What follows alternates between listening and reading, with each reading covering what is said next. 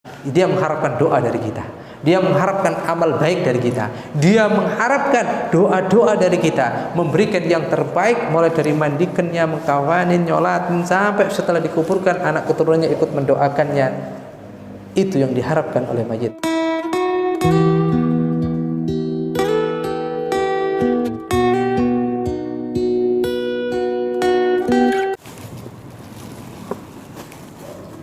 Bismillahirrahmanirrahim.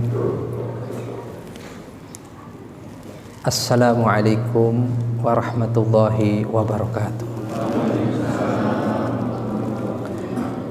Alhamdulillahirabbil alamin.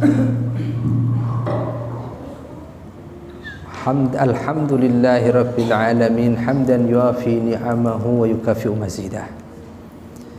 Asyhadu an la ilaha illallah wahdahu la syarika lah wa asyhadu anna sayyidana Muhammadan abduhu wa rasuluhu nabiyyur rahmah. Allahumma salli wa sallim ala sayyidina Muhammadin sahibil busra salatan tubashshiruna biha wa ahlana wa auladana wa jami'a masyayikhina wa muallimina wa talabatana wa talibatina min yaumina hada ila yaumil akhirah wa ala alihi wa sahbihi wa man wala. Amma ba'd. Subhanaka la ilma lana illa ma 'allamtana innaka antal alimul hakim. Rabbi shrah li sadri wa yassir li amri wahlul 'uqdatam min lisani yafqahu qawli. Ma'asyiral hadirin wal hadirat rahimakumullah. Alhamdulillah, puji syukur kita haturkan kehadirat Allah Subhanahu wa taala. Pada kesempatan pagi hari ini kita dikumpulkan dalam satu majelis yang insya Allah semoga keberkahan duduknya kita di majelis ini menjadi sebab kita mendapatkan husnul khotimah indal maut. Karena yang hadir mesti mengatakan saya calon jenazah. Semua menjadi calon jenazah. Ya, insya Allah melalui majelis yang mulia ini saya mengharapkan semua yang hadir di tempat ini ketika sudah menjadi jenazah dimandikan tanpa terlihat auratnya. Ketika dikafanin tidak terlihat auratnya, terpelihara dan diberikan yang terbaik, sehingga ketika berada di alam kubur, masuk ke alam barzah, Allah jadikan kuburannya raudhah min riyadil jannah, taman dari taman-taman surganya Allah Subhanahu wa taala. Amin ya rabbal alamin. Niatkan duduknya kita di tempat ini menghidupkan sunnah Nabi Muhammad. Niatkan duduknya kita mempelajari tentang kaifiyah bagaimana memandikan jenazah, mengkafani jenazah, pengurusan jenazah, ingin menggembirakan hati baginda Nabi besar Muhammad sallallahu alaihi wasallam. Apapun yang kita lakukan, apapun yang kita kerjakan pada jenazah atau mayit berefek kepada si mayit itu sendiri atau kepada kita, keluarganya, atau pada satu kampung yang ada di wilayahnya. Kok bisa demikian? Nanti akan saya kaji. Jadi jangan dipikir ini orang meninggal, ini sudah nggak ngerasain. Dia ngerasain walaupun tersingkap auratnya hanya beberapa mili atau senti. Hati-hati. Ma'asyiral hadirin wal hadirat rahimakumullah. Ya, karena waktu berjalan sangat cepat, jadi saya langsung to the point saja. Kegiatan kita adalah yang pertama, sekitar 1 jam lebih kurang saya akan berikan materi kajian melalui rangkuman saya. Saya tidak berani mengatakan ini karangan atau saya merangkum dari kitab yang saya dapatkan dari guru yang saya pelajari, termasuk ijazah yang saya dapatkan dari guru-guru kami. Maka terangkumlah di dalam kitab Ar-Risalatun Nafi'ah fi Kaifiyatil Ghuslil Jenazah. Ini kitabnya, fotokopian, insyaallah semoga bisa diterjemahkan. Ada 1 2 3 4 5 6 7 8 lembar. Ya, nanti kalau memang berkenan silakan fotokopi. Ya. Nah, untuk sementara karena kemarin saya mendapatkan informasi Ustadz kayaknya ngajinya mustame' saja. Ya, tadinya saya mau menyiapkan fotokopi, cuma terkendala waktu juga kegiatan kami. Nah, nanti kalau emang ada deket tukang fotokopi kepingin mengikuti kajian saya sesuai dengan tertib yang saya tulis. Jadi yang saya tulis ini ya saya amalkan dan yang saya akan sampaikan pada pagi hari ini. Baik, ma'asyiral hadirin wal hadirat rahimakumullah. Ini yang saya sampaikan adalah yang saya dapatkan dari guru-guru kami, terutama Syekh Abdul Qawi bin Ahmad Bafadhal. Beliau adalah seorang yang mendapatkan amanat di kota Tarim Hadramut. Apabila ada yang wafat, baik itu dari kalangan minal habaib atau minal masyayikh, tokoh masyarakat, selalu beliau yang dipercaya untuk memandikan. Dan saya alhamdulillah sudah beberapa kali ikut. Saya tinggal di kota Tarim Hadramut tahun 97, kembali ke tanah air tahun 2004. Jadi kalau ditanya berapa puluh jenazah yang sudah saya ikut mandi, saya lupa saya. Ya. Jadi semoga yang saya dapatkan dari guru-guru kami ini bisa bermanfaat, dan mulai tahun 2004 sampai tahun ini saya tidak banyak berbicara tentang masalah pengurusan jenazah. Begitu saya menyaksikan beberapa kali di kota, baik itu Cibinong, Depok dan sekitarnya, saya sudah beberapa kali hadir, sehingga saya simpulkan saya harus menyampaikan, karena di depan mata kepala saya sendiri, bukan kata orang dimandikan jenazah dimandikan, auratnya tersingkap. Biasanya pakai kain panjang, biasanya pakai jarik kalau bahasa Jawa. Apa di sini? Kain panjang juga. Kalau orang Jawa namanya jarik, kebaya. Ya, biasanya kan begitu. Jelas itu kainnya tebal. Kalau mandikan dengan itu pasti tersingkap auratnya. Kecil kemungkinan terpelihara auratnya, laki atau perempuan. Maka nanti akan saya praktekkan. Saya mendengarkan tadi informasi Ustadz di Katulampa nanti di perumahan Al-Madinah. Betul? Al-Madinah dia. Gak ada yang berani dijadikan praktek untuk jadikan orang yang dimandikan. Nanti saya pikir siapa tahu nanti ada yang berani, yang mau. Pahalanya besar. Karena menjadi wasilah. Oh, ini ada jamaah pengajian saya, kalau nggak ada yang mau, saya paksa dia yang mau nanti ini. Ada yang ngaji sama saya ini orang diterp ini. Iya. Kalau nggak ada yang mau, dia saya paksa nanti. Ya. Kalau pakai boneka, saya nggak mau. Saya kalau dari awal ngomong, Ustaz, mohon maaf, jamaah Al-Madinah pakai boneka saya nggak usah. Karena apa? Saya ingin real melihat. Karena yang saya fokuskan, yang saya bahas adalah bagaimana mandikan mayat nggak kelihatan auratnya. Kalau boneka masih bisa, wah, ya ini boneka, kan gitu. Kalau orang, ya Allah, setiap perkara yang kita lakukan, baik dan buruknya, jelek dan bagusnya kepada mayat, yakinlah terasa. Mayat merasakan. Kalau dia bisa teriak, dia teriak, auratku jangan kau buka.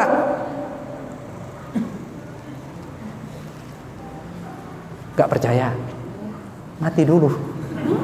Lah iya kan, ya, saya juga belum merasakan. Tapi saya yakin. Saya masih ingat guru saya, ya Allah. Sampai pernah saya nginjek kain kafan gak sengaja, dimarahin saya sama guru saya. Ya Allah, sampai sebegitunya. Apalagi kalau wuduin mayit, mohon maaf ini, kalau lagi wuduin mayit nggak boleh saya bicara. Hening, lesan berzikir, berdoa. Maka saya ketengahkan di kitab ini. Saya mengambil doa-doa sebagian dari guru saya dalam kitab Al-Amalul Yawm wal Laila Al-Habib Hasan bin Abdullah Syadri.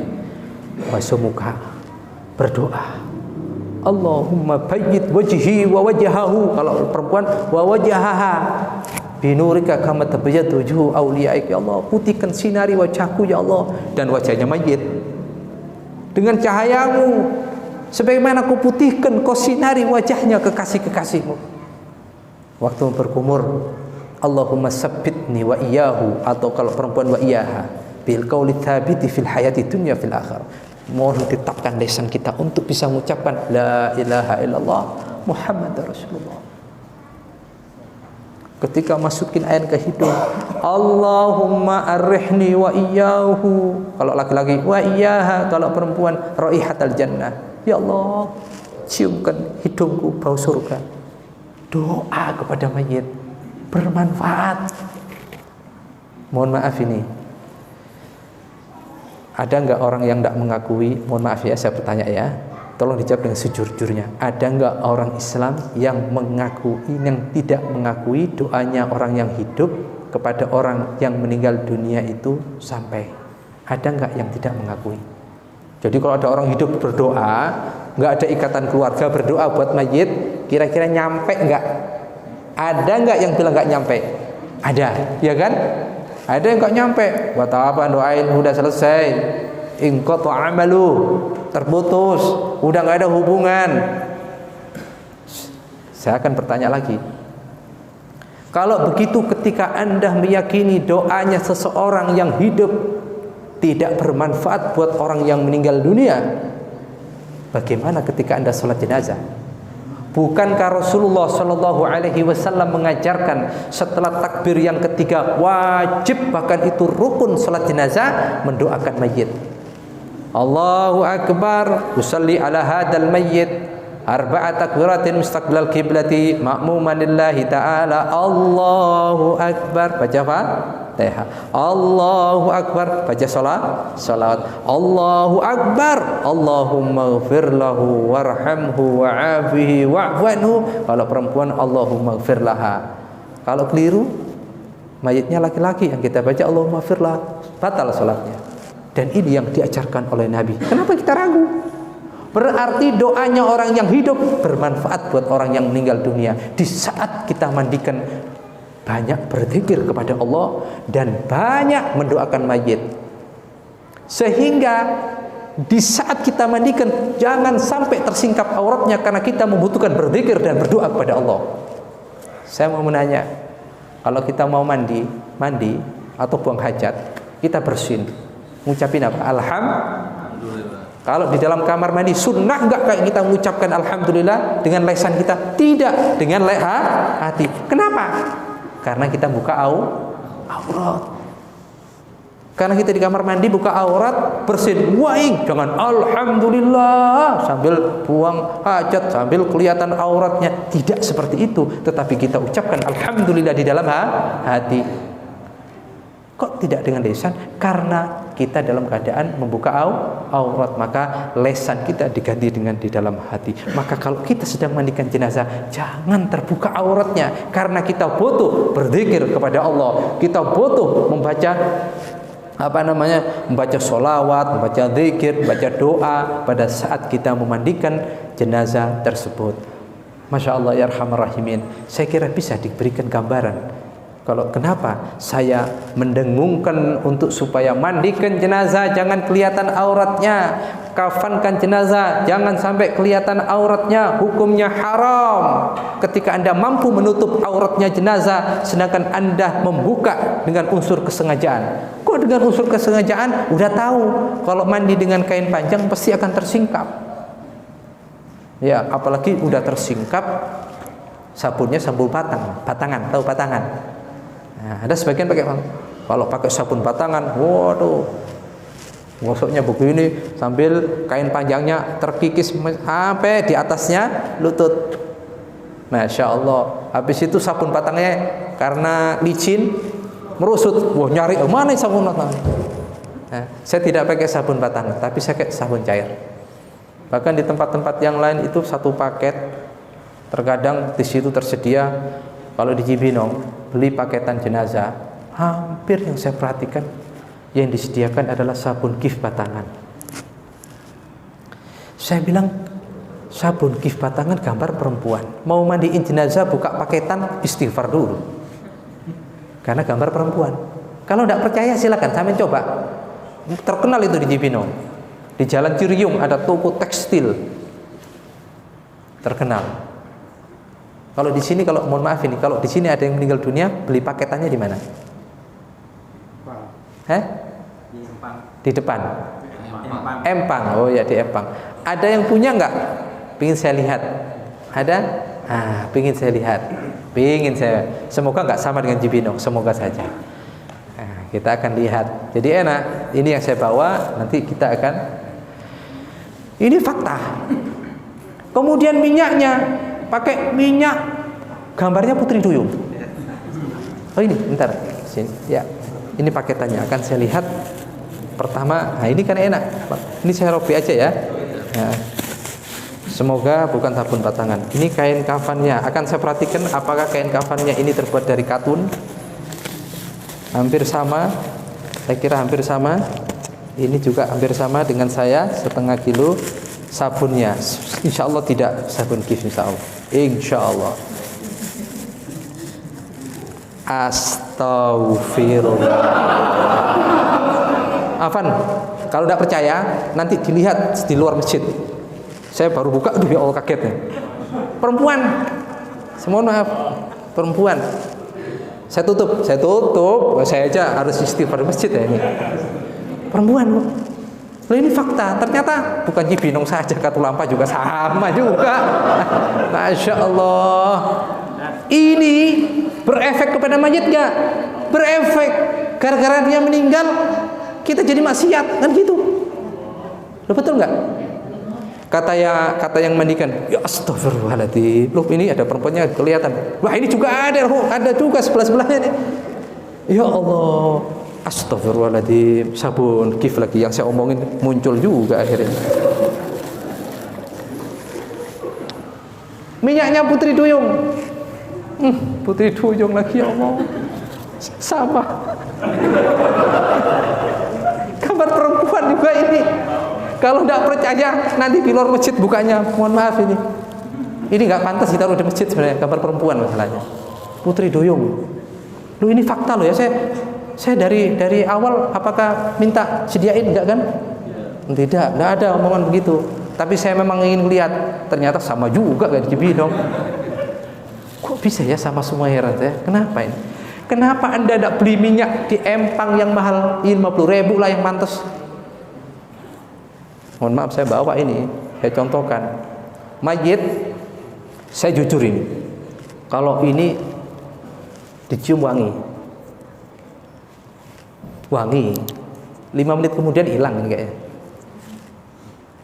Dan ini murah saya rasa.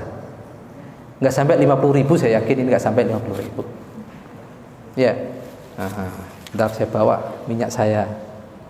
Pasti ini. Udah nggak gambar perempuan. 150.000. Oh, kemahalan Ustaz. Ya Allah. Ya 100.000. Kemahalan lagi 50.000. Kemahalan. Ya Putri Duyung akhirnya. Ya. Yang mahalan dikit. Pertanyaannya, kenapa orang selalu kemahalan? Karena dia bukan orang yang mencintai mayit. Coba kalau itu adalah anak kita yang meninggal, ibu kita yang meninggal, bapak kita yang meninggal. Ya Allah, masa bapak saya dikasih minyak nyong-nyong? Ya Allah, masa ibu saya dikasih minyak yang harganya puluhan ribu? Enggak. Saya ingin belikan minyak spesial. Saya mau datang ke Empang Bogor, tempat tuku minyak. Pak, saya minta minyak spesial. Buat apa? Buat memberikan minyak terakhir buat ibu saya, buat bapak saya. Karena dia setiap saat dikafanin, itu kain kafannya disiram dengan minyak wangi. Ya Allah. Sehingga saya pernah bikin daurah. Saya bilang, bapak-bapak, ada nggak yang punya minyak wangi di kantongnya? Bisa saya jadikan? Oh, saya punya. Dikasih saya. Ini apa namanya? Minyak 2000 bunga. Wah, 2000 bunga. Yang ini praktek nggak saya pakai. Ini harus cepat dimasukkan biar nggak kelihatan nanti. Kalau nggak percaya nanti aja di masjid. Saya nggak gambarnya maksiat kita di sini. Ya. Subhanallah ya arhamar rahimin. Begitu kain kafan saya siram dengan pemberian salah satu jamaah. Karena itu minyak harganya kalau tidak salah saya tanya ya sekitar 50.000 Anda. Itu katanya yang hadir. Enak banget Ustaz. itu kain sudah ditutup, wanginya masih terasa. Nah itu yang saya maksud. Mayit di saat itu harus banyak dikasih minyak wangi. Demikian ma'asyiral hadirin rahimakumullah. Mohon maaf saya tidak mengata-ngatain yang beli paket atau yang menyediakan paket, tapi memang fakta seperti itu. Saya harus katembat. Kita nggak pakai katembat. Kita nggak saya pakai. Tapi saya pakai dengan baik. Studi banding. Tidak apa ya, studi banding namanya ini. Saya yang pertama, saya pakai ini. Mana nih? Semoga nggak ketinggalan. Nah, ini gantinya ini, siwak. Saya akan buka.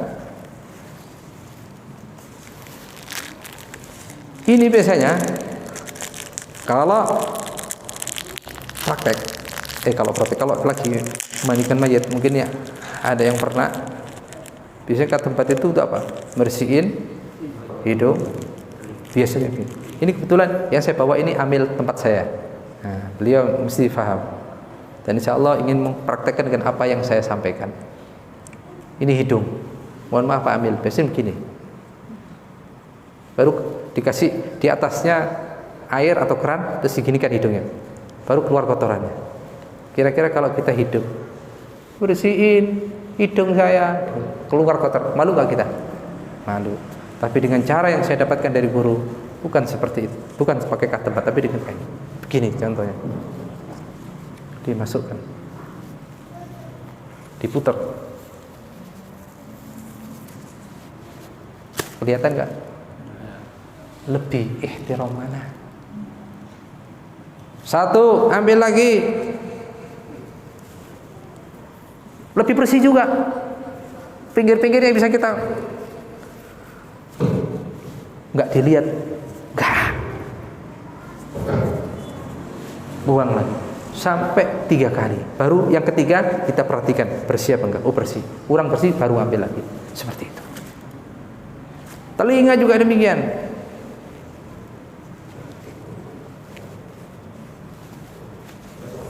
Nanti akan saya praktekkan. Bukan, saya tidak pakai kata tempat. Termasuk juga ketika membersihkan jari-jarinya, tidak pakai kata tempat, tapi dengan pakai tusuk gigi yang ujungnya agak ditumpulkan sehingga kita bisa keluarkan kotoran yang ada di bau kuku.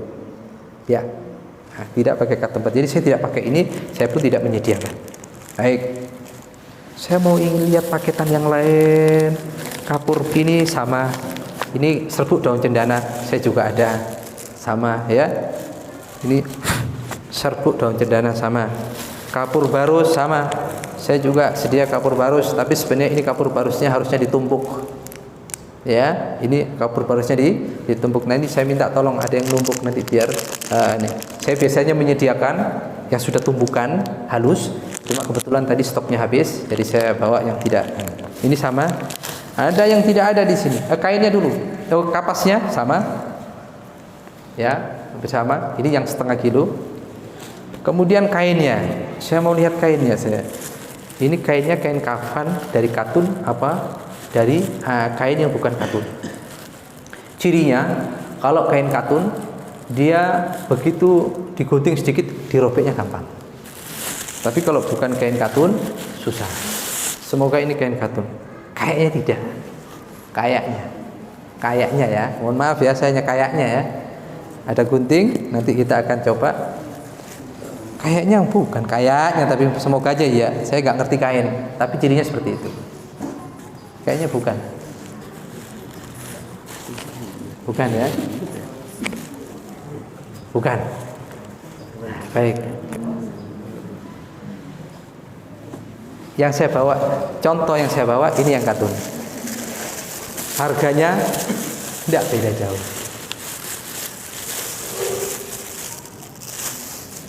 Ini kain katun, ada yang warnanya putih, ada yang ini kebetulan yang saya bawa agak bulat sedikit, tapi ini kalau dipegang halusan ini katun. Saya akan coba katun apa bukan? Cirinya cuma caranya ngerobeknya.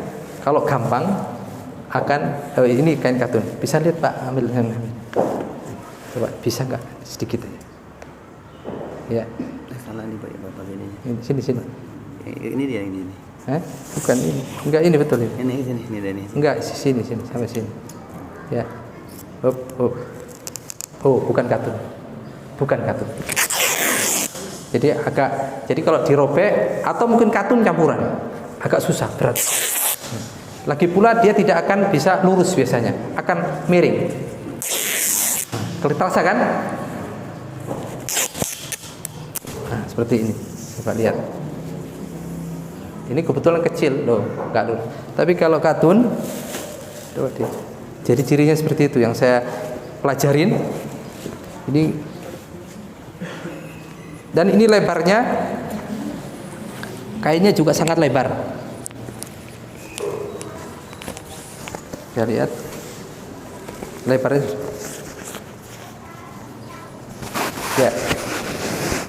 Ya. Coba sedikit. Lebih mudah. Nah. Ini ala kulli hal, kalaupun tidak ada, bisa kita gunakan kain ini pun tidak apa-apa. Tapi afdalnya kalau bisa kain yang terbuat dari kain katun atau yang terbuat dari kapas. Kalau ini sudah ada campurannya. Yang saya bawa praktek itu kebetulan saya sudah ada kain seperti ini. Nanti langsung yang sudah jadi seperti ini. Ini yang sudah jadi, hampir sama dengan kain ini. Ini yang sudah jadi. Ini nanti insya Allah akan saya praktekkan. Kemudian minyak, bukan minyak, sabun. Saya pakai sabun daun sidir. Namanya ini sabun daun bidara. Nah, kalau bisa pakai sabun daun bidara. Belinya bisa online, bisa ada di toko online. Kemudian saya juga di sini tidak ada buhur. Ini buhur. Nah, buhur ini penting, walaupun mungkin nggak pakai ini pun nggak apa-apa, tapi kalau kita ingin menghormati mayit, pakai buhur pada saat mandikan.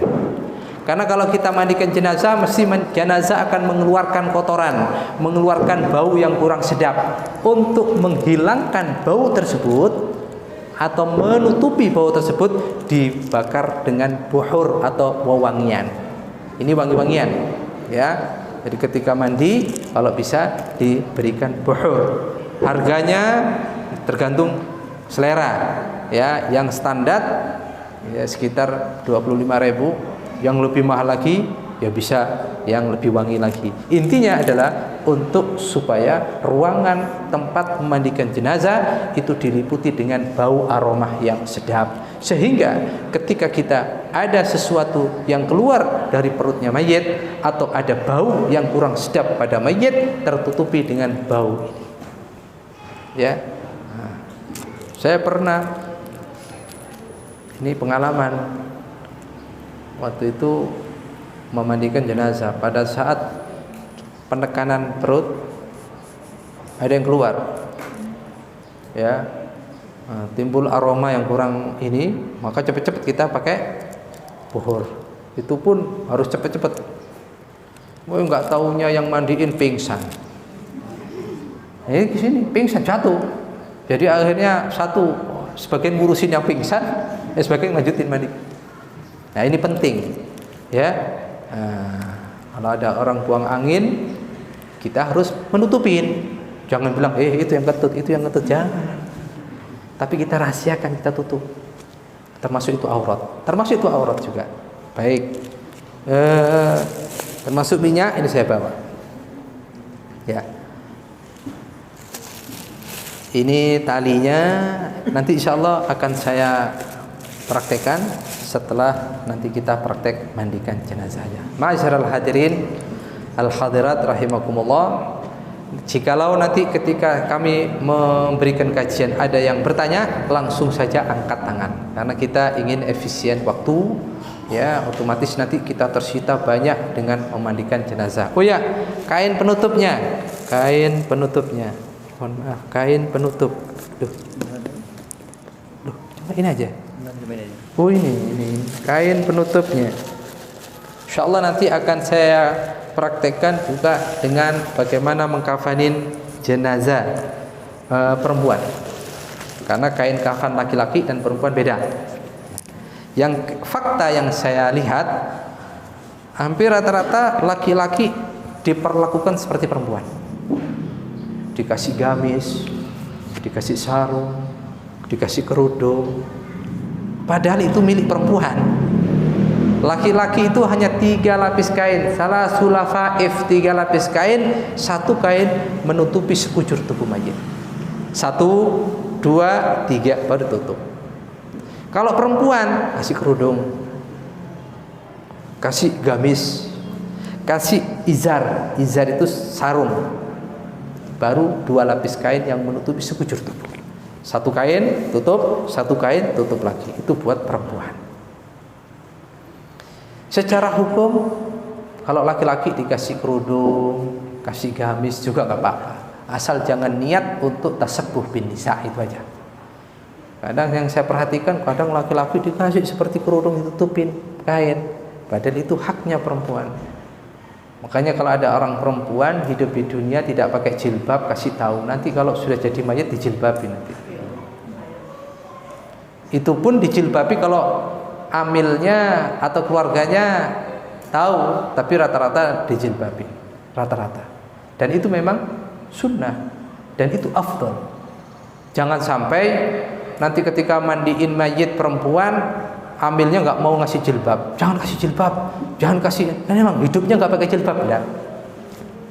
Ada juga yang bilang nggak usah disolatin. Kenapa? Dia jarang sholat. Ya boleh, sudah husnudzon sama Allah Taala. Kita nggak tahu di akhir hayatnya dia istighfar, minta ampun, taubatan nasuha, kita nggak tahu. Jadi saya ingatkan, dan ini fakta yang ada di masyarakat. Terkadang ada yang bilang begitu. Jangan, nggak usah disolatin. Dia aja nggak pernah ke masjid, dia aja nggak pernah sholat. Nah, jangan, tetap disolatin selama dia seorang muslim atau muslimah. Yang muslimah juga demikian. Ketika dia meninggal dunia, saat dikafanin, pakaiin jilbab, pakaiin kerudung. Walaupun hidupnya dia tidak pakai kerudung, tapi buat nasihat juga. Ya, kalau yang kita dengar nasihat yang umum, sholatlah sebelum disolatin, gitu ya. Nah, yang perempuan tambahin, berjilbablah, pakai kerudung, berjilbab sebelum Anda dijilbabin.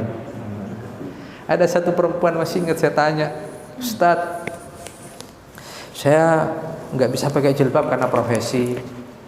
Kalau saya pakai jilbab kehilangan pekerjaan. Saya kerja harus begini. Saya mau nanya, kira-kira kapan ya saya bisa pakai jilbab? Apakah saya bisa pakai jilbab? Bisa. Kapan kira-kira saya pakai jilbab? Apakah pasti saya pakai jilbab nanti? Jawaban kita pasti 99%. 1% aja enggak. Kaget ya. Kapan? Kalau sampai mati. Kalau sampai mati, dikafanin, dijilbabin sampean. Seperti itu ya. Ya Allah, baru tersentak dia. Ya Allah, mumpung belum mati sekarang saya pakai jilbab. Ya, demikian ma'asyiral hadirin rahimakumullah. Jadi saya pun mendapatkan dari guru kami juga mendapatkan dari guru sampai kepada yang saya dapatkan saya di Hadramaut, selain dari Syekh Abdul Ghawi bin Ahmad Bafadal, kami juga mendapatkan tabir guru-guru kami, termasuk dari guru besar kami Al Habib Hasan wa Habib Salim bin Abdullah Syadri. Beliau juga mendapatkan tarbiyah dari guru-guru yang banyak sekali, di antaranya Al Habib Abdullah bin Umar Syadri, abah beliau sendiri. Kemudian juga abah beliau belajar ke Habib Ali bin Muhammad Al-Habsi. Habib Ali bin Muhammad punya guru yang banyak, di antaranya juga ada gurunya Al Habib Idrus bin Umar Al-Habsi. Punya guru lagi banyak, sambung kepada Sayyidina Al-Habib Ahmad bin Zain Al-Habsi, sampai kepada Al-Habib Abdullah bin Amil Haddad, nyambung kepada Sayyidina Umar bin Abdurrahman Al-Attas, nyambung sampai kepada Sayyidina Syekh Abu Bakar bin Salim, terus sampai kepada Sayyidina Al-Faqih Muqaddam, terus nyambung sampai kepada Sayyidina Ahmad Muhajir, terus sampai kepada Sayyidina Ja'far Shadiq. abahnya Ali Zainal Abidin, punya abah lagi Sayyidina Husain. Sayyidina Husain belajar langsung pada Sayyidina Ali, dan Sayyidina Ali dikatakan oleh Nabi, ana madinatul ilmi wa aliyu babuha. Dan yang memandikan jenazah Rasulullah adalah Sayyidina Ali. Tidak mungkin Rasulullah dimandikan terlihat auratnya Rasulullah. Karena ada satu riwayat mengatakan siapa yang kalau sampai tersingkap auratnya, tapi nggak mungkin. Tapi kalau sampai kelihatan bisa buta mata orang yang melihat. Rasulullah maksum, tidak mungkin ketika dimandikan sampai terlihat auratnya, pasti tertutup dan rapi. Ya, jadi kalau sampai ada yang memandikan jenazah, auratnya mayit ngablak kata orang sini, Anda ingat melakukan suatu kesalahan yang nanti dipertanggungjawabkan di hadapan Allah Subhanahu wa taala. Zalim sama mayit. Zalim. Karena itu perbuatan dosa. Tapi kalau nggak sengaja beda. Nah, makanya bagaimana sih caranya supaya kita mandikan jenazah tanpa terlihat auratnya, baik laki atau perempuan, nanti akan saya ajarkan dengan kain tipis seperti ini. Nanti antara pusar dan lutut ditambahin dengan kain hijau agar tidak tampak transparan. Ini untuk menutupi aurat. Kalau ini sekujur tubuhnya nanti.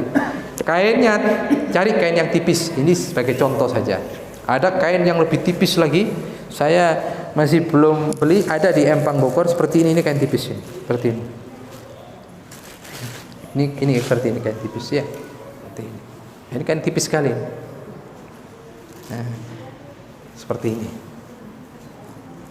Nanti antar pusar dan lutut ditambah dengan yang hijau. Nah ini kalau nggak cukup karena bisa dijahit, disambung.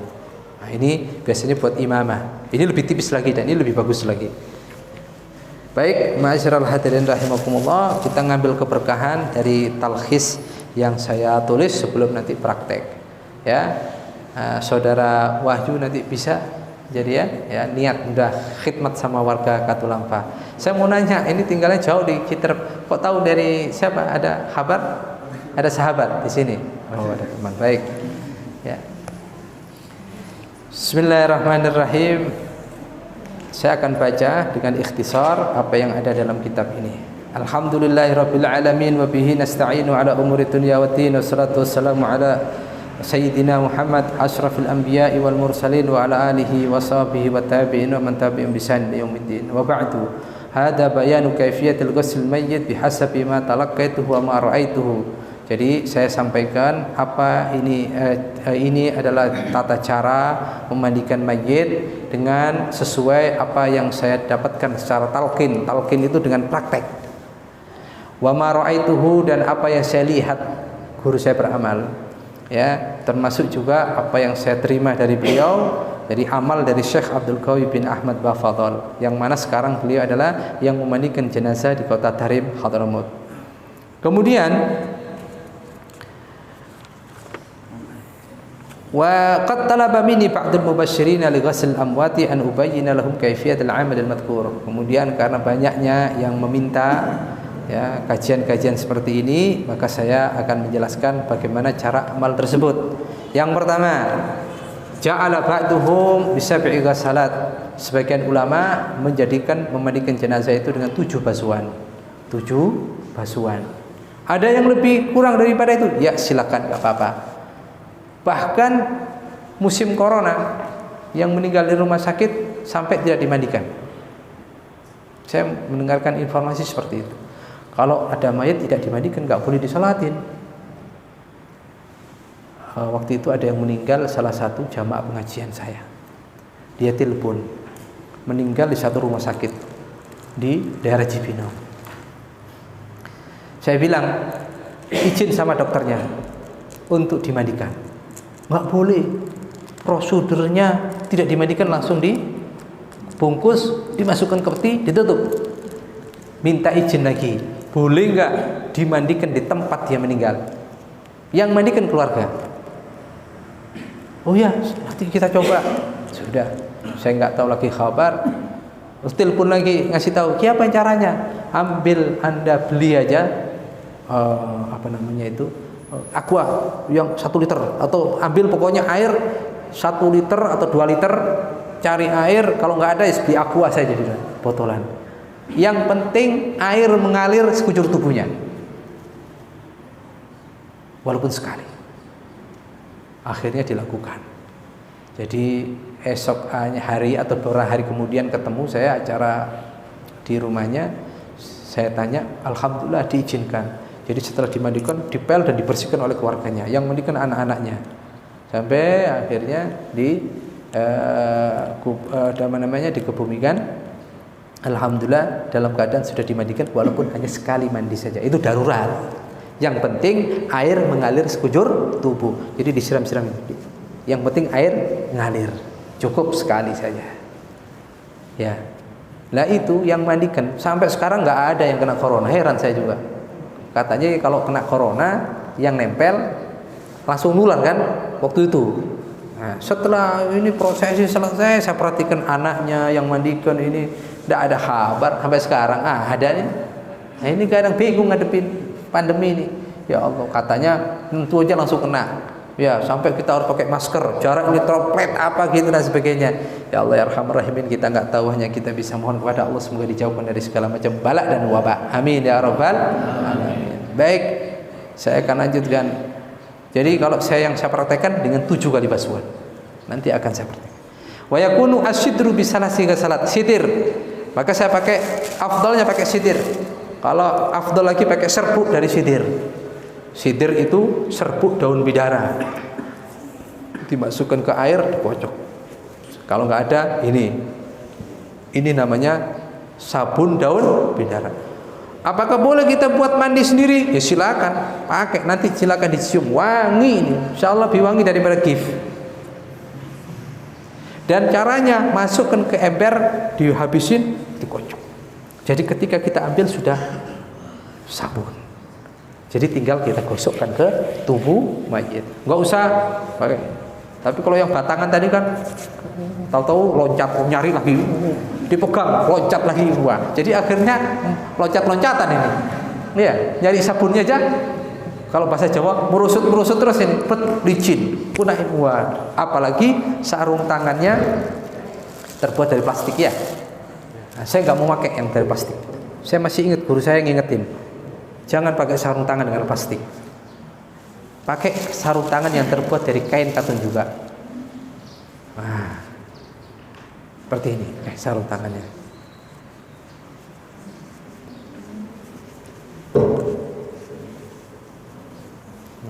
Enak kalau kain katun adem, lebih bersih.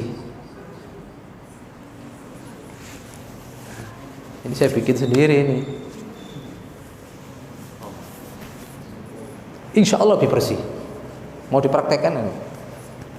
Tapi kalau pakai sini nggak menyediakan. Tapi kalau pakai apa tadi? Karet, satu licin dan tidak bagus pada mayit.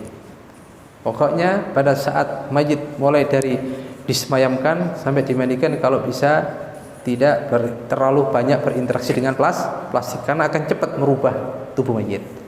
Jadi kalau misalnya lagi disemayamkan, didasarin dengan kain panjang, kan kain panjang itu kan katun, ya kain panjang atau kain boleh kain katun, baru ditaruh mayit. Ya. Baik, ma'asyiral hadirin rahimakumullah, kita lanjutkan. Bisalah sighah salatin mutawalliyah, 3 basuhan dengan 3 air yang dicampur dengan sidir atau sabun. Enggak ada sidir, enggak ada sabun sidir, ya sabun kif sudah. Tapi yang tetap saya ingatkan, jangan sabun kif batangan. Saya heran kenapa kok mesti batangan. Sekarang kan sudah cair yang populer, ya. Kemudian summa yuzilu as-sidra bisalasi ghasalatin aidan. Kemudian yang tadi daun sabun air sabun tadi dihilangkan dengan 3 kali basuhan air putih bersih. Jadi sudah 6 kali basuhan.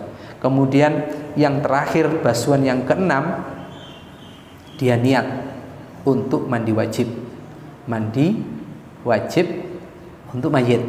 Mandikan mayit hukumnya wajib, niatnya sunnah. Jadi kalau misalnya ada mayit dimandikan, terus Pak Amilnya lupa niat, gak apa-apa, karena hukumnya sunnah. Wudhu mayit sunnah, tapi niatnya wajib. Jadi kalau tidak diniatin wudu, maka otomatis dia kehilangan sunnah. Dia tidak mayit dikuburkan dalam keadaan tidak punya wudu. Kira-kira kita kepingin nggak ketika wafat kita dikuburkan, masuk ke kuburan kita punya wudu? Pingin. Wudu yang terakhir. Wudu yang terakhir buat kita adalah wudu pada saat kita jadi mayit. Kalau amilnya wuduin. Tapi kalau amilnya tidak wuduin, ya kita masuk ke alam kubur tanpa wudu. Jadi ada wudu yang terakhir. Wudu pada saat kita berada di tempat pemandian. Saat kita jadi mayit, itu ada wudu yang terakhir. Ya. Kalau orang kafir tidak bisa wuduin kita. Tapi kalau misalnya ada orang kafir, dia mandiin mayitnya muslim misalnya, di rumah sakit ada yang meninggal, ternyata yang mandiin non Islam, hukumnya sah, cukup. Kenapa? Karena tidak butuh niat. Tapi kita sunnah untuk niat. Kesunahan ini jangan dianggap sepele, akan dirasakan oleh mayit. Setiap kebaikan, setiap kebaikan, setiap amalan, setiap doa, setiap zikir yang kita berikan kepada mayit akan dirasakan oleh mayit.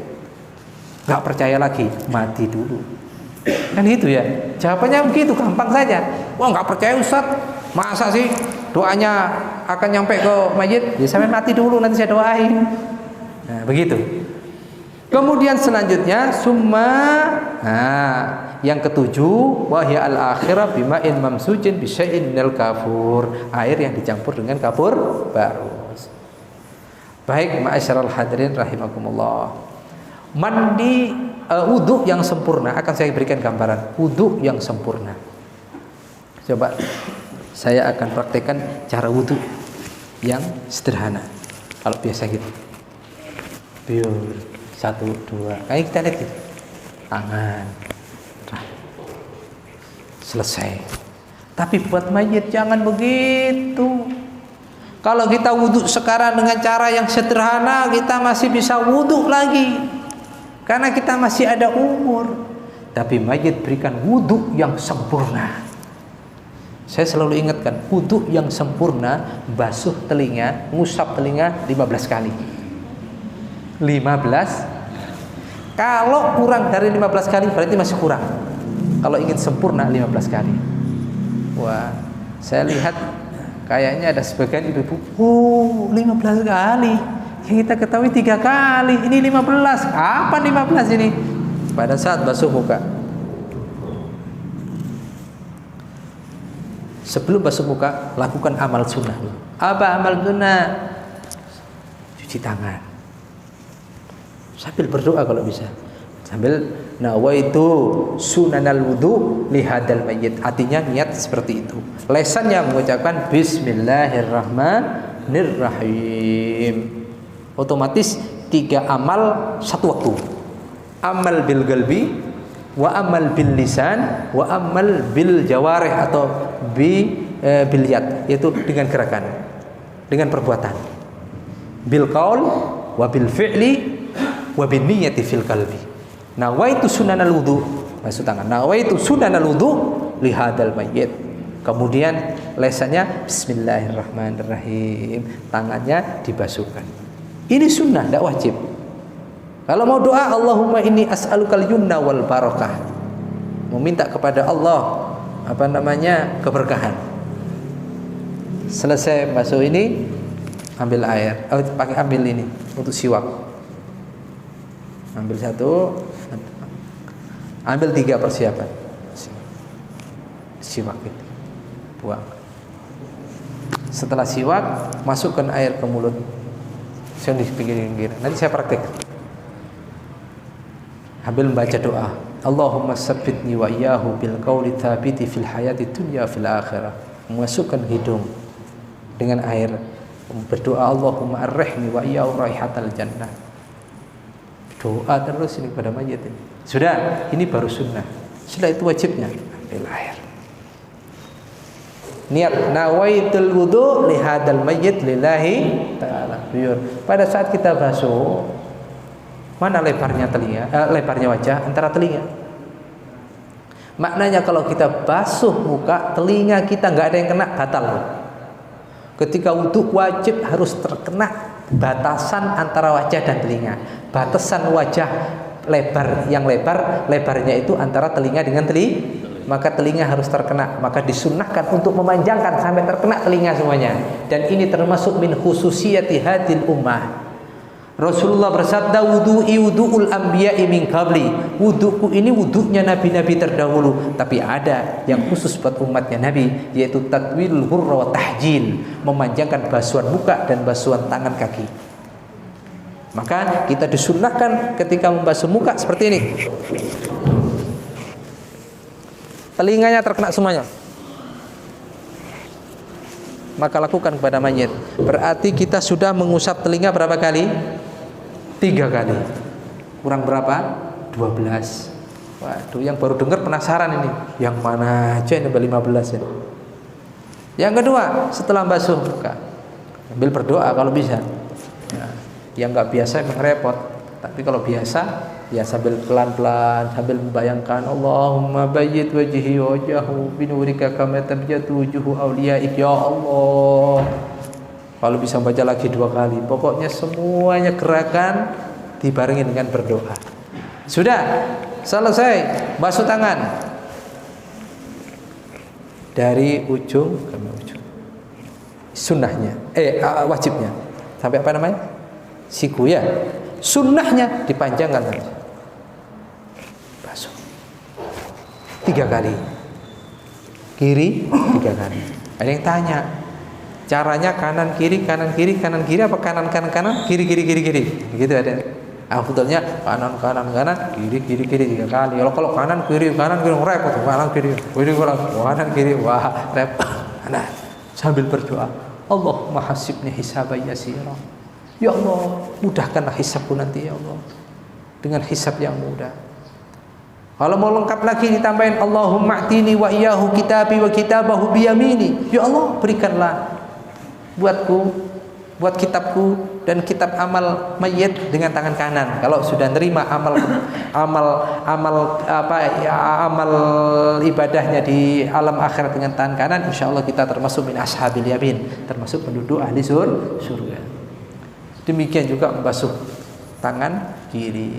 Kita boleh meringkas dengan doa Allahumma hasibni hisaban yasira, atau dengan ditambahin juga enggak apa-apa. Allahumma inni a'udzubika an tu'tiyani wa iyyahu kitabi wa kitabahu bi simali. Kemudian ma'asyiral hadirin rahimakumullah, mengusap rambut. Wajibnya di dalam madhab Imam Syafi'i sedikit cukup. Tapi mayit juga jangan pelit-pelit juga. Ya, mayit untuk alhamdulillah diwuduin daripada enggak wudu, ya betul juga. Tapi terlalu Anda. Makanya afdal siapa yang memandikan mayit? Yang paling afdal anak-anaknya atau orang yang paling mencintai mayit, karena akan diberikan yang terbaik. Saya masih ingat nasihat seorang habib, seorang ulama, beliau mengatakan begini,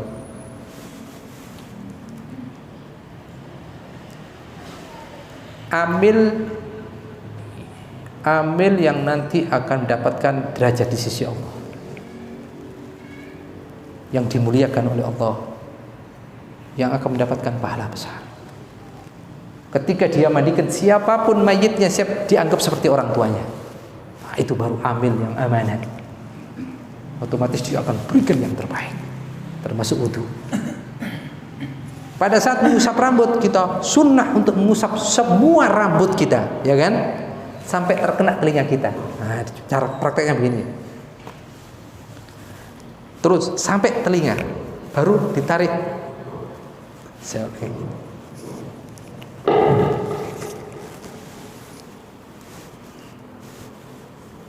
Jadi telinganya kena.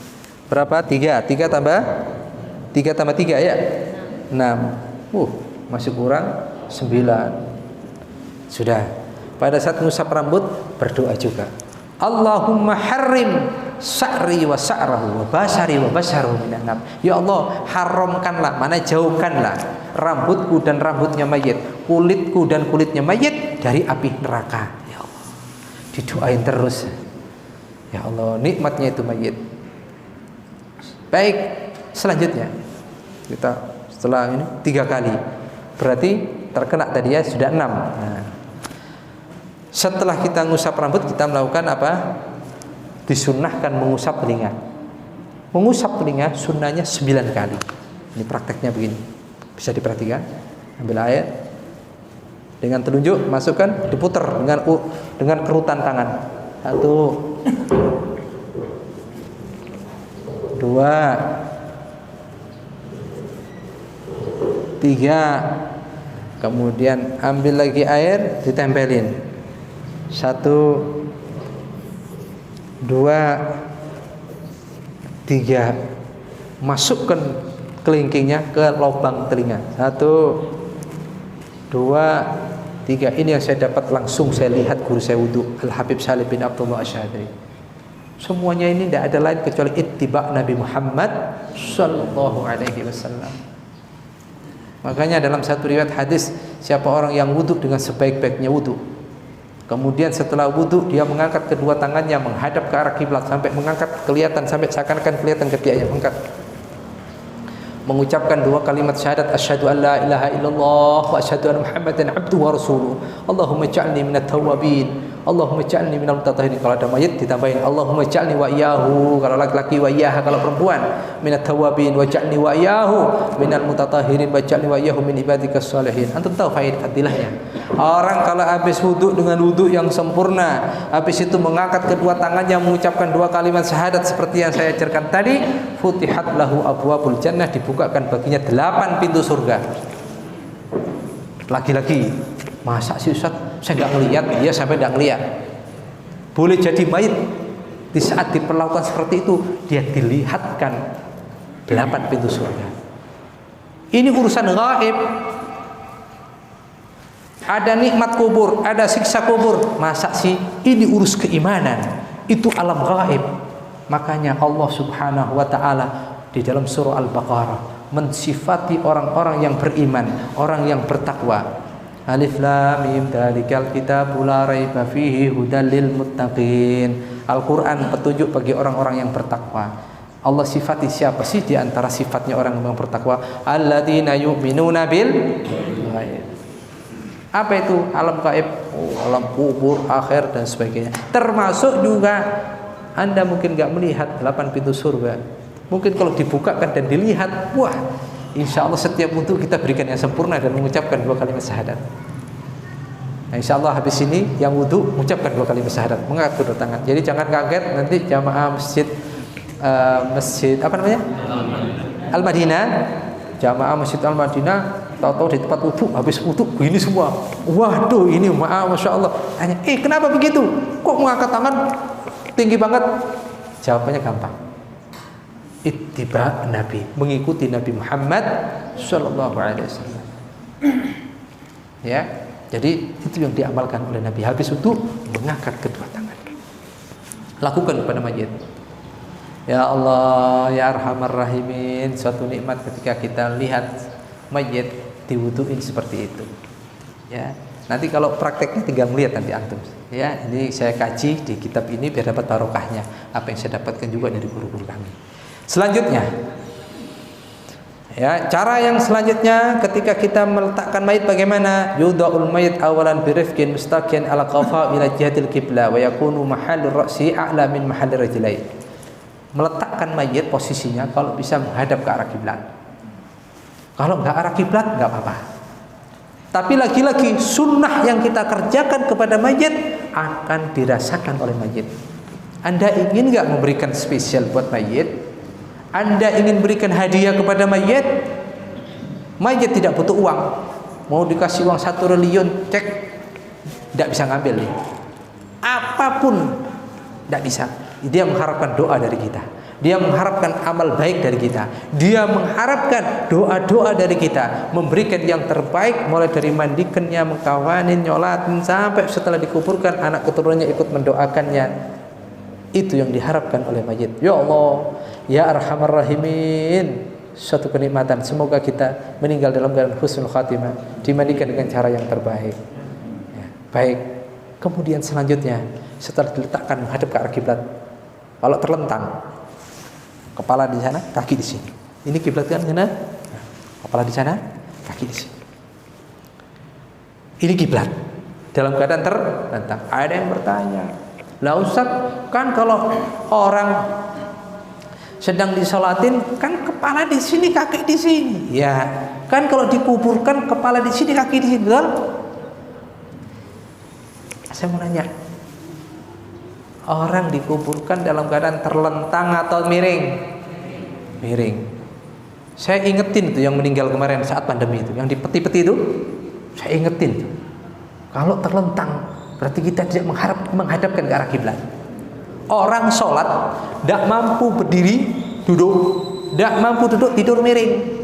Kalau tidur miring, kepala di sini, kaki di sini. Nggak mampu tidur terlentang, maka kepala di sana, kaki di sini. Siapa orang yang terlentang sholatnya, kepala di sini, kaki di sini, maka dia tidak menghadap kiblat.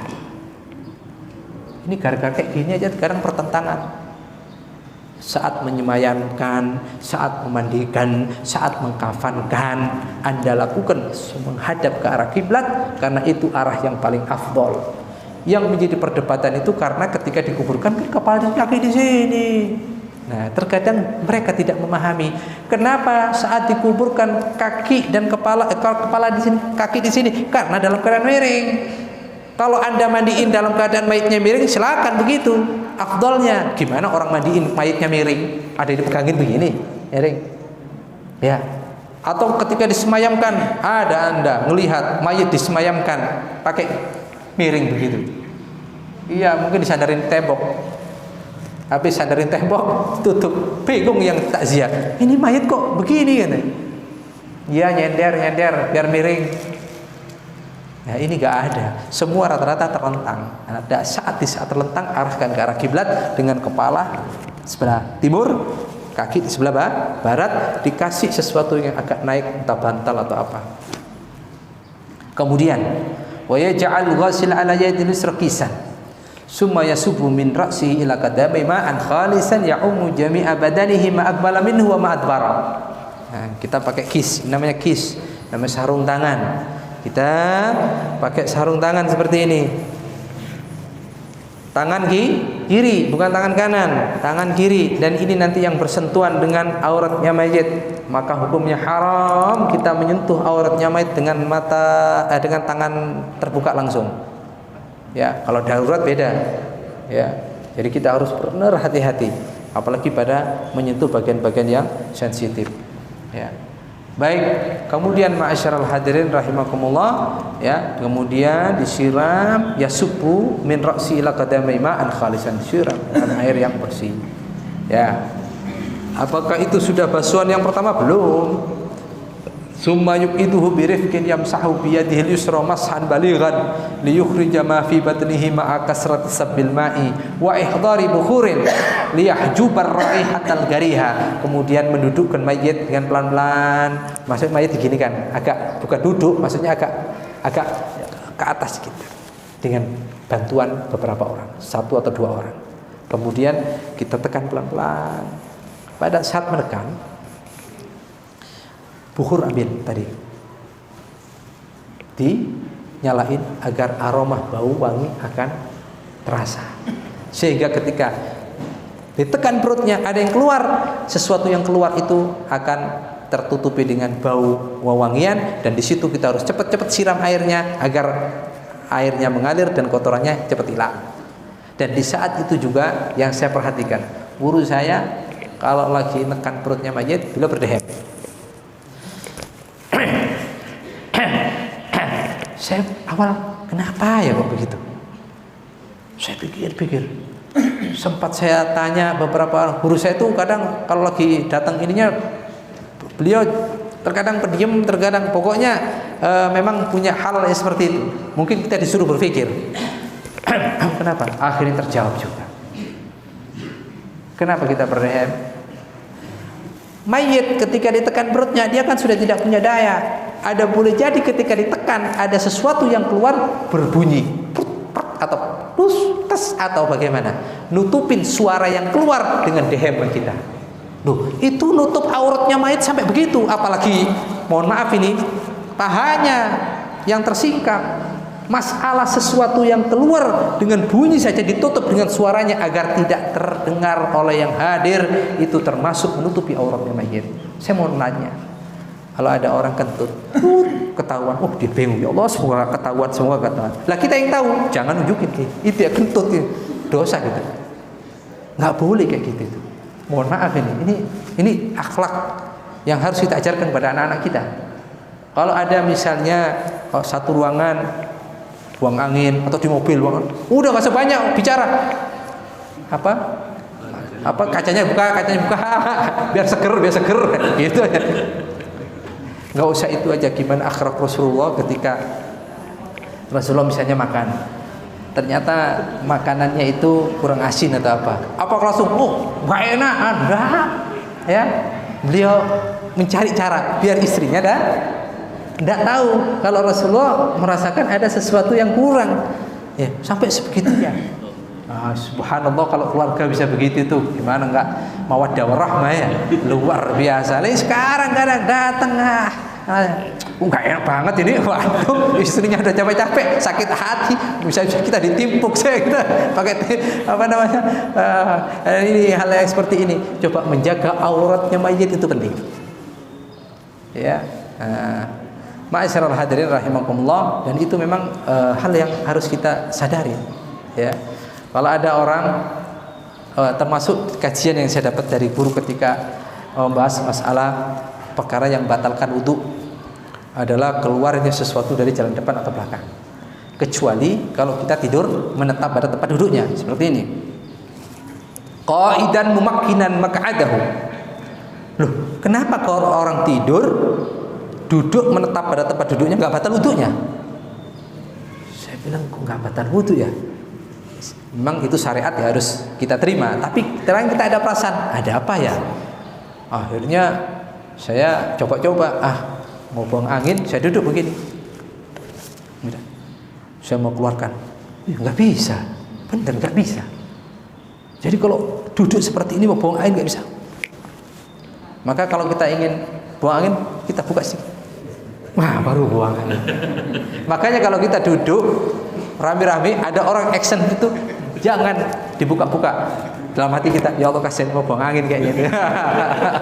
Bener, silakan Anda coba nanti di rumah, coba di rumah mau buang angin, duduk gini, nggak akan keluar sampai susah. Bener ya, nggak keluar, keluarnya kalau kita buka. Nah makanya kalau orang ketika duduk tertidur, kalau tidurnya begini, bangun begini nggak batal tentunya. Tapi kalau tidurnya begini, bangunnya begini, nah batal itu. Emang orang duduk bisa tidur Ustaz? Bisa. Di biro nggak bisa. Kalau di rumah nggak bisa. Di rumah, masya Allah, tidurnya, duduknya pakai seperti ini, permadani dengan kasur yang empuk, sebelahnya bantal, nonton TV, enak, kayak AC.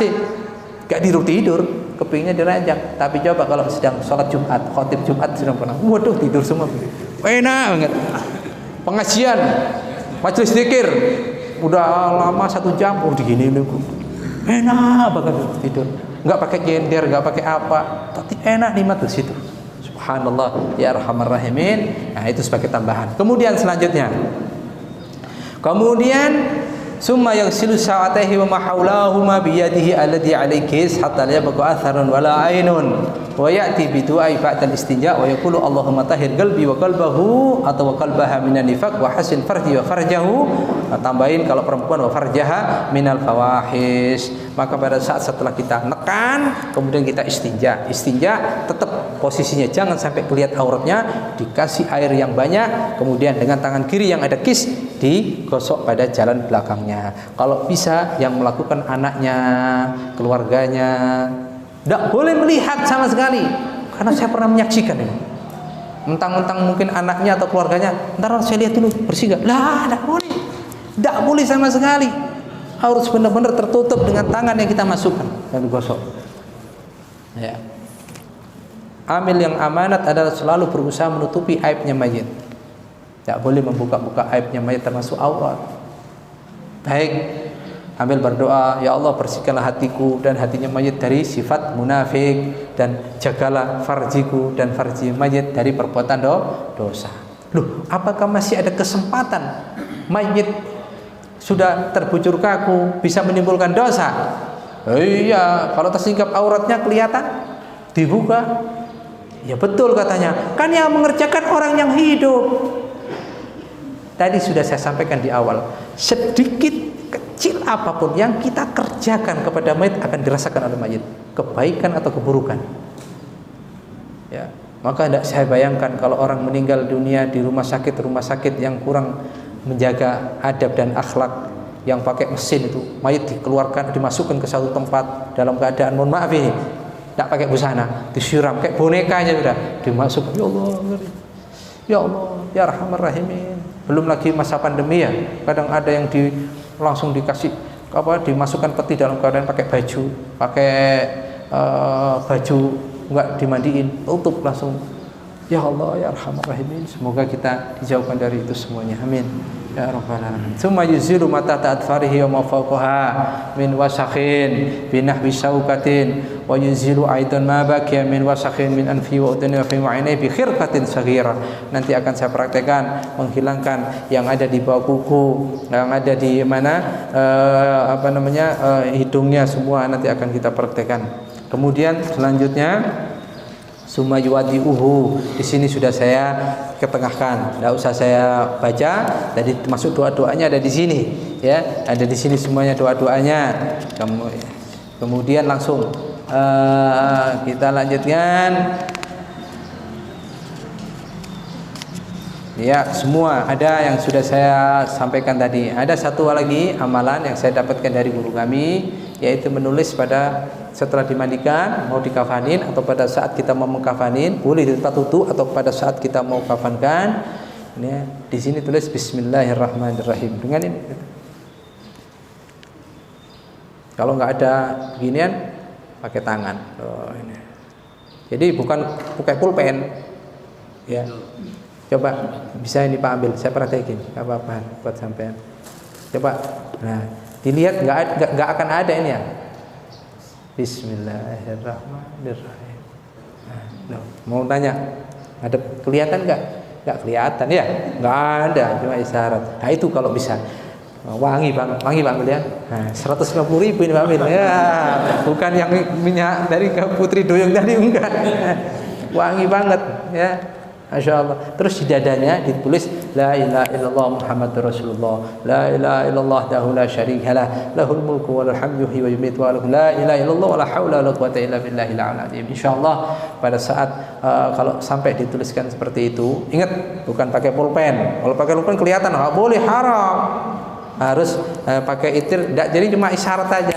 InsyaAllah tidak terkena adab kubur, insyaAllah. Ada di antara riwayat yang menjelaskan seperti itu. Termasuk amalan para habaib ketika setelah dimandikan, dikafanin, langsung disolatin. Untuk yang pertama kali dengan keluarga, nanti baru dibawa ke masjid disolatin lagi. Nah, pada saat setelah disolatin dibacakan dzikir lagi. 3 sighah la ilaha illallah. La ilaha illallah al-afi ba'da qudrati. La ilaha illallah al-baqi ba'da fana'i khalqi. La ilaha illallah kullu syai'in halikun ila wajha. Lahul hukmu wa ilaihi turja'un. 3 kali, maka ghafarallah liqailiha. Allah ampuni dosa yang membacanya. Walil mayyit, mayit diampuni dosanya oleh Allah. Wali ahlihi, keluarganya mayit diampuni dosa. Wali ahlil bilad, dan satu kampung penduduknya diampuni oleh Allah Subhanahu wa taala. Ternyata mayit bisa memberikan keberkahan buat satu kampung.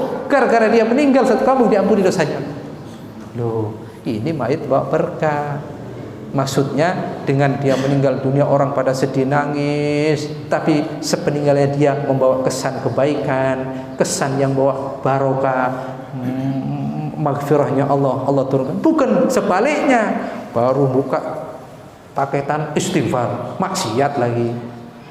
Mau buka minyaknya Putri Duyung, maksiat lagi. Ya ini saya tadi mana? Ini tolong jangan dibuka-buka di dalam masjid. Minta maaf, saya mana tadi? Nah, ini jangan dibuka-buka di masjid ini. Ini harus dibukanya di luar masjid ini. Nah, ini paketannya nanti bisa disimpan. Nah, kalau bisa paketan seperti ini tidak ditaruh dalam masjid, karena ada jelas-jelas itu gambar giftnya, jelas-jelas perempuan segini. Oh, ini enggak pakai baju. Ya Allah, ya Arhamar Rahimin. Saya sampai sekarang belum bisa menjawab teka-teki ini. Kenapa ya paketan nggak di Cibinong, nggak di Depok, nggak di Katulampa, kok mesti sabun Gif batangan gambar perempuan? Itu yang sampai sekarang. Apakah sponsornya sabun Gif? Gimana saya nggak tahu saya. Ya, nah ini kita rubah ya. Mulai sekarang kita rubah. Jangan pakai sabun Gif, kita bikin paketan sendiri. Ya. Ustadz, gimana cara bikin paketan? Nanti bisa khusus, bisa datang ke rumah saya ajarin. Tempat belinya di sini, sisa ujungnya semuanya ada di tempat kami, tidak jauh dari rumah kami. Tempat beli kain katunnya di sini, kapasnya di sini. Nanti minyaknya bisa ke Empang Bogor, mele. Bukurnya bisa ke Empang Bogor, mele juga sesukanya. Ya yang standar aja. Yang satu paket kira-kira 450.000 kan nggak terlalu ini ya. Nah, itu nanti bisa diatur. Ya, misalnya bukurnya harganya 25, yang ini mungkin sekitar 20 atau 20 ribuan kalau nggak salah. Nanti bisa kita atur sedemikian rupa sehingga satu paket tidak terlalu membebani. Untuk kain kafan yang terbuat dari katun itu bedanya nggak jauh, hanya puluhan ribu. Mayit meninggalkan, masya Allah, meninggalkan harta puluhan juta bahkan ratusan juta. Anda keluarkan beli kain kafan dari katun yang bedanya hanya 10.000, 20.000, 50.000, tidak mau. Atau minyaknya Anda nggak mau belikan yang harga yang agak sedikit pantas, yang 50.000 atau yang 100.000, yang agak nyaman, baunya biar sedap dicium, Anda nggak mau. Nah, ini tergantung daripada ahli warisnya. Demikian ma'asyiral hadirin rahimakumullah. Jadi apa yang saya praktekkan ada di dalam kajian tulisan kami. Nanti yang kepingin fotokopi, kepingin ini silakan ya. Nanti ini aslinya dikembalikan ke saya. Nah, nanti kalau ada yang fotokopi silakan ya.